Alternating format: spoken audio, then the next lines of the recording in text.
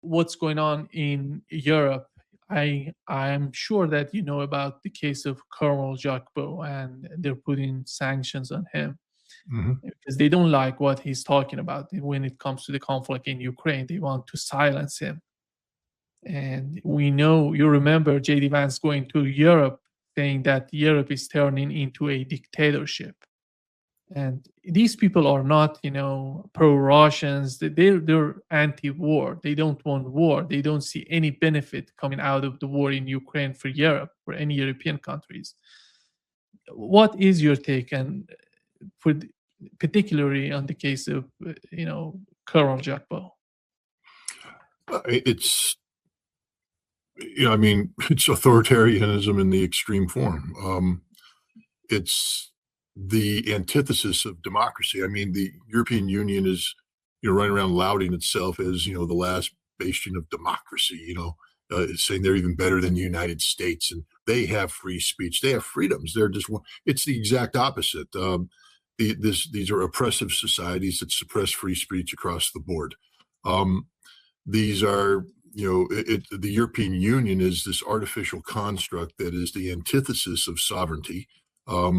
It seeks to, bring to life a Frankenstein monster of, an amalgam of European nations and cultures that stand for nothing except oppression, because they don't have any fundamental values. They're there to empower. I mean, literally, the European Union exists to empower entitled political and economic elites. It was created by them, for them, on their behalf. That's it. They're not here to promote any values. They're not here to help, populations. They're there to enrich themselves and their supporters. And, the Ukraine war has become a vehicle of sustainment for these political and economic elites. And anybody who dares put forward a narrative, especially a fact-based narrative, drawn from European facts as opposed to Russian facts, as Jacques Baud has done. He simply uses the truth as recognized by the Europeans. There's not a single fact in his writing that is under dispute. It's just the way he connects the dots, exposes the lies and the hypocrisy of the European elite. And so they silenced him. Look, I was invited to go to Europe in March to promote my new book, which is being published in several European languages. I'm not going because, frankly speaking, they'll arrest me. And I just don't want to go through that harassment. I'm not afraid of these people, but my daughter's giving birth to a baby. I want to be home for them instead of fighting some stupid legal case in a European court. Europe is a place that can't be visited right now. If you're an American, don't visit Europe because they don't believe in free speech. They don't have American values. They are the opposite of that. And right now they're turning on America. I mean, they are actively conspiring in a way that hurts the national security of the United States. Europe is the enemy. Donald Trump was right to point this out in his national security strategy. I mean, Europe is headed towards civilization erasure because there is no European civilization anymore. The European Union is not civilization. It's a dictatorship by any other name. They are working against our interests. They are promoting war. They are breaking the law and reinventing the law, trying to steal sovereign wealth from Russia. There's no legal justification for anything they're doing. They just say it's good for Europe, and therefore they come up with different variations of a theme. Taxation without representation, just again promoting everything they claim not to stand for is what they're promoting. I can't go to Europe. I think you would have trouble going to Europe after some of the things that you platform me, so you're automatically guilty. You're going to go to hell. And it's just ridiculous. It's a parody. I mean, it's bad. They're so stupid that they think that we don't know history. They're reinventing the Second World War right now, pretending Russia simply didn't play a role in the defeat of Nazi Germany. I mean, Kelly Kalas is just a colossal embarrassment to humanity. I mean, she's just beyond it. The stupidity of her statements are beyond belief. You got Sikorsky, the Polish foreign minister, who wants to pretend that Poland is the friend of Ukraine. Study your damn history. I have. I know it better than you, apparently. I know that, for instance, Poland suppressed Western Ukrainian independence in the Polish-Ukrainian conflict from 1918 to 1919, and then during the Polish-Soviet conflict from 1919 to 1921, you destroyed Ukrainian independence. Poland hates Ukraine. Study the history of Poland. I'm not going to justify what the Ukrainians did in Volhynia in 1943. That cannot be justified. But understand there was deep resentment from the Ukrainian population about the arrogance and the elitism of the Poles, who treated the Ukrainians like utter crap, because Poland never believed in Ukraine, doesn't believe in Ukraine today. They just have been hijacked by these globalists, these European elites who buy into this fake notion of I think when it's all said and done, they start parsing through, once the European Union collapses and the records are opened, you're going to find that the European Union as a construct was one of the most fundamentally corrupt institutions on the planet, because there is no checks and balances. They literally are a law unto themselves, and the people that are empowered by them politically do things. They're starting to look at, the former foreign minister, I forget her, it begins with an M, Margarita or more, she's under investigation. Wait till Ursula von der Leyen, they open the books on her and see what she did and what they all do. We mock Ukraine for being the most corrupt place on earth, but corruption begets corruption.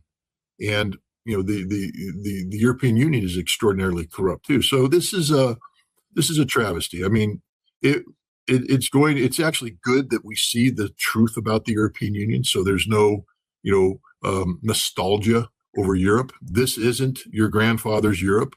This is a new Europe, a sick Europe, a diseased Europe, and a Europe that's fundamentally anti-American.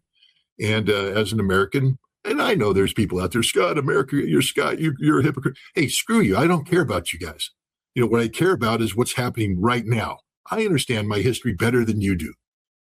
Remember who stood up against the Iraq War, who called out the United States as, the perpetrator of an illegal war of aggression, who's standing up the United States today, accusing them of preparing to carry out a similar illegal war of aggression in Venezuela. So pound sand.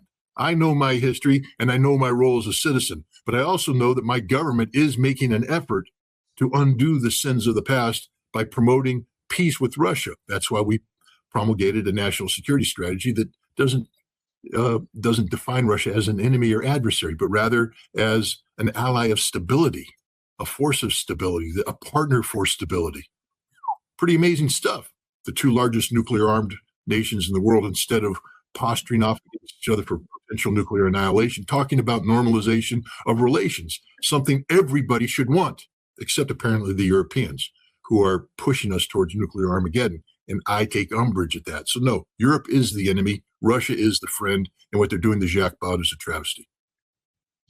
When you talk about Europe, do you draw a line between the people in Europe and the leadership in Europe, or you see that the public opinion somehow was wrapped up in a, somehow in some sort of thick propaganda? That's why the public opinion is not that much critical of the leadership in Europe.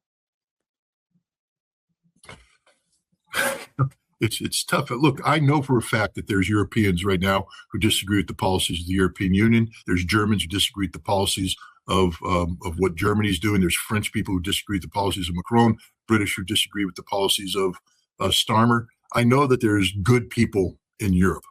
So you don't want to paint everybody with a broad brush. But if you're German, understand this. You are an enemy state. I'm not making it up. It's in the United Nations Charter, Article 53, Article 107. Oh, Scott, it's outdated. No, it's not. It's still the law. They haven't amended the charter. Well, in 1995, they passed a resolution by the General Assembly saying that it was moot, that these are good countries now. That was then. This is now. Nations change. And what we're seeing is Germany and Japan going back to the aggressive policies of the past. I mean, Germany literally could be taking pages out of Mein Kampf, Mertz, in reading them, just changing, updating it. It's the same thing. Militarization, Dagna Osten. I want to remind people about Ostplan, Plan Ost, the systemic slaughtering of the Slavs. And listen to the way Mertz talks about the Russians, the dehumanization of the Russians. So if you're German, understand this. You don't get a free pass at all. You have committed horrific sins in the course of the past century. Twice in a century and a half, you've taken the world to global conflict, killings hundreds of millions of people. And now you're getting ready to do it again.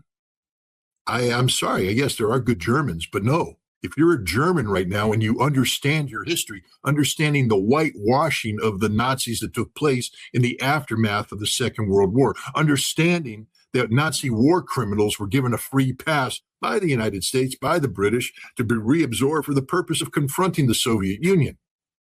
I mean, you go to Plan Unthinkable, Winston Churchill's plan, crafted in the summer of 1945.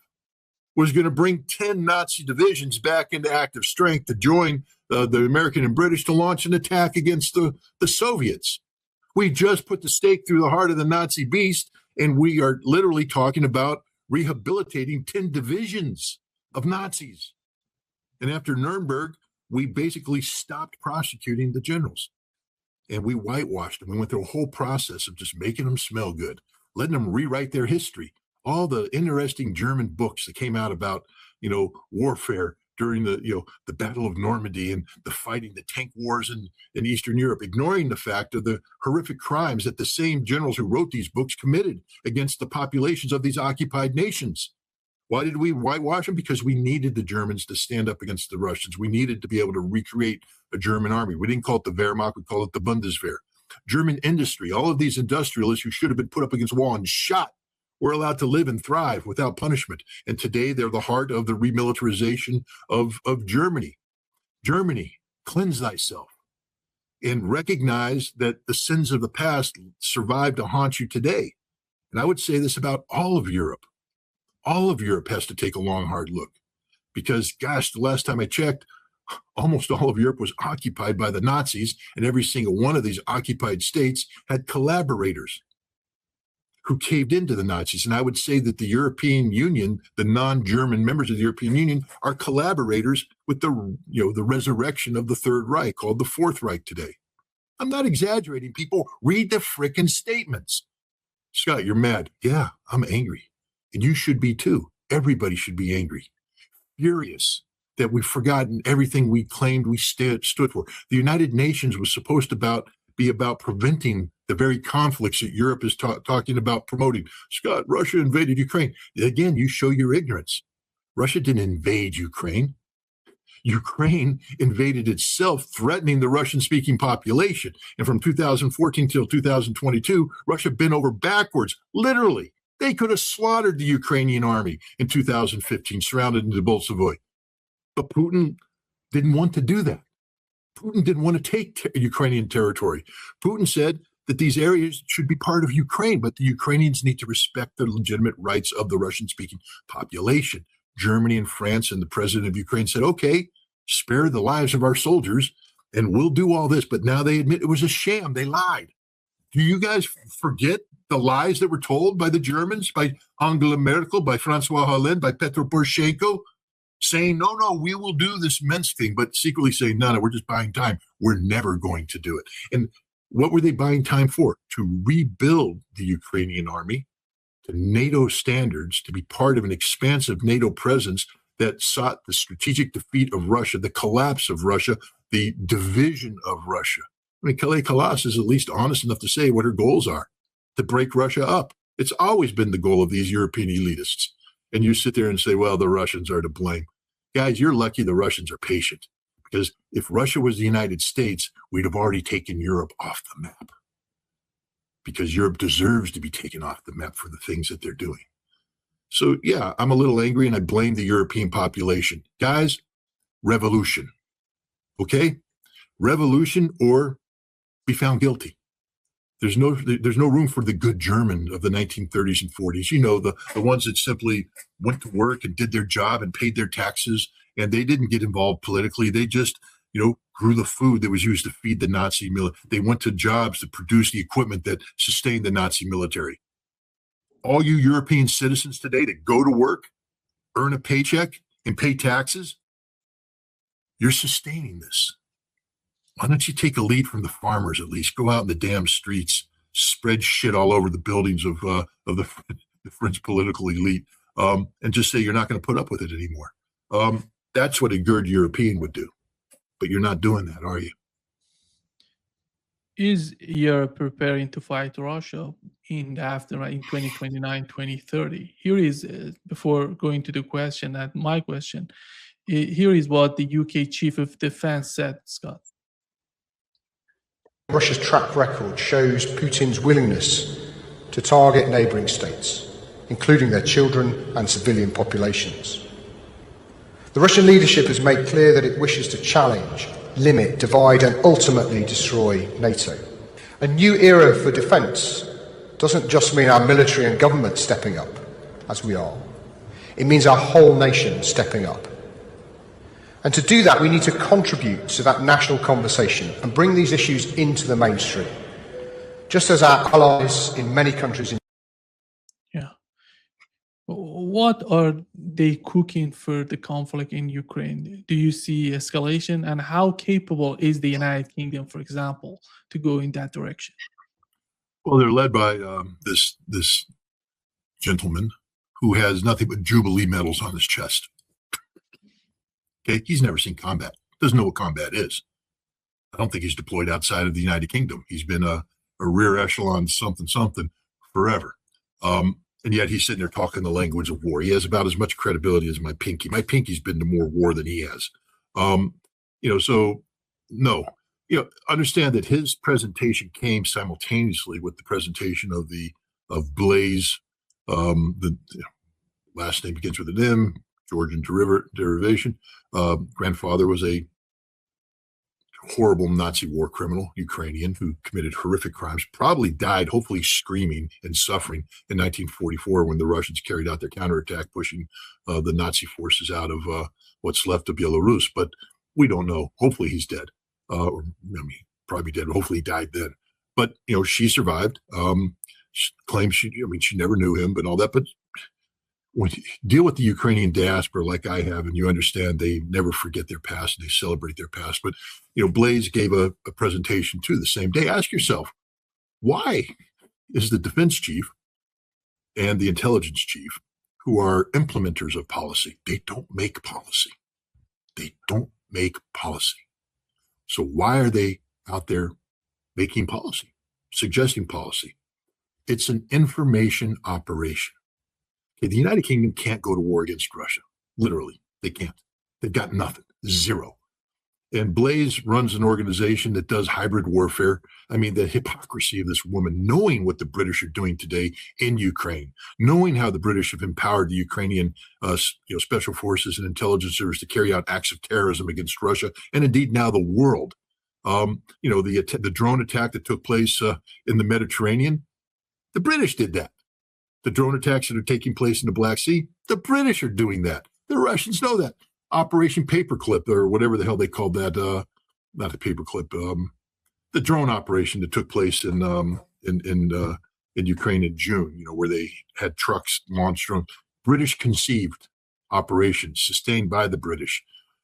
So she's sitting there saying the Russians are doing hybrid war. No, Blaise, you're doing hybrid warfare. But why are they talking?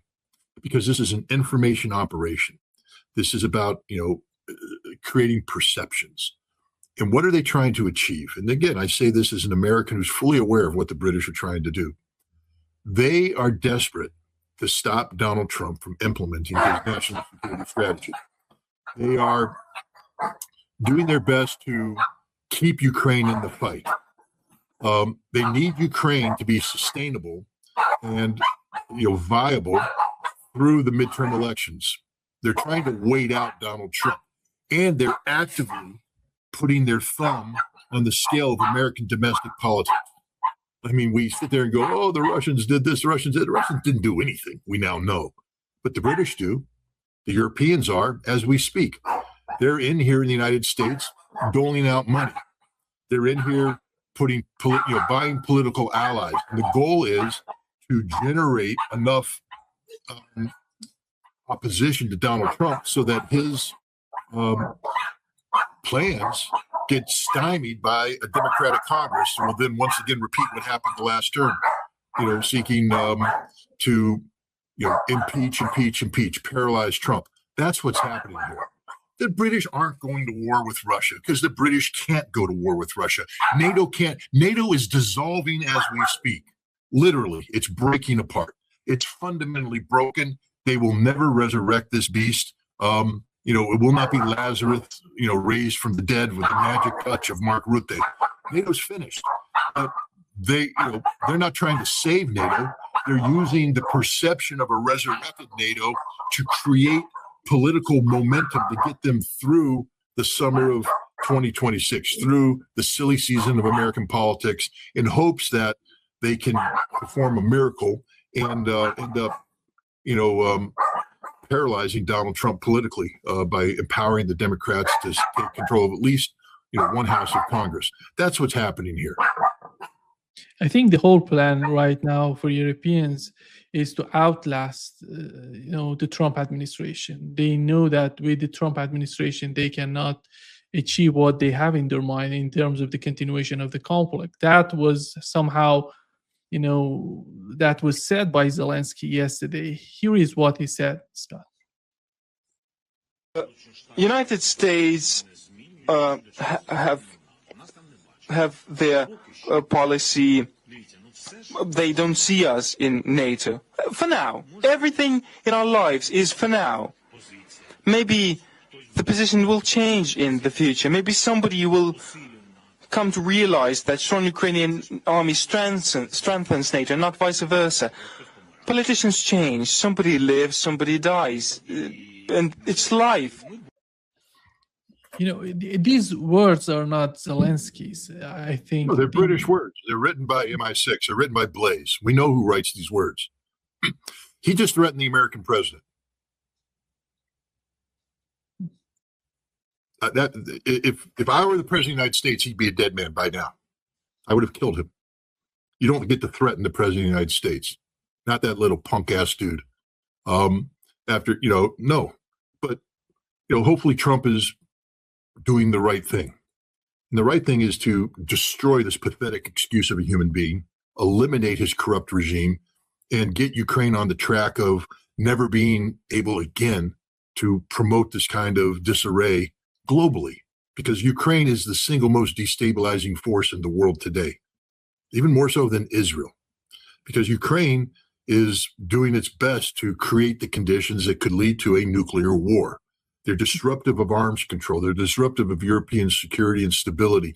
They're disruptive of global economics. I mean, because of Ukraine, the European Union is threatening to, unravel the entire system that's used to sustain trade amongst nations. For what? This pathetic little country of Western Ukrainian, governed by Western Ukrainian nationalists who exist only to kill people who aren't Western Ukrainian nationalists. Go back and read the statements made by Stepan Bandera in a Polish court after he was arrested and tried for the murder of a Polish prosecutor, when he talked about the willingness to commit millions of murders if it gives them a Western Ukrainian state. I mean, this is, extreme nationalism, and it exists today.